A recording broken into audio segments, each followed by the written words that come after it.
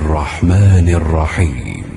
صحیح بخاری حدیث نمبر 665۔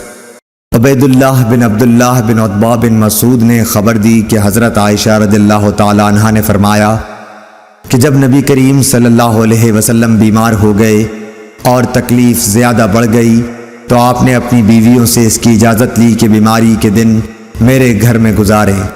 انہوں نے اس کی آپ کو اجازت دے دی۔ پھر آپ باہر تشریف لے گئے۔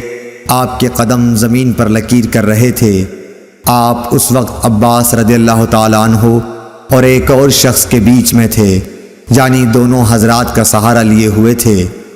عبید اللہ راوی نے بیان کیا کہ میں نے یہ حدیث حضرت عائشہ رضی اللہ تعالیٰ عنہا کی عبداللہ بن عباس سے بیان کی تو آپ نے فرمایا اس شخص کو بھی جانتے ہو جن کا نام حضرت عائشہ نے نہیں لیا؟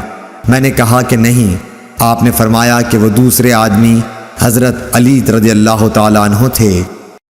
اللهم صل على محمد وعلى آل محمد كما صليت على إبراهيم وعلى آل إبراهيم إنك حميد مجيد اللهم بارك على محمد وعلى آل محمد كما باركت على إبراهيم وعلى آل إبراهيم إنك حميد مجيد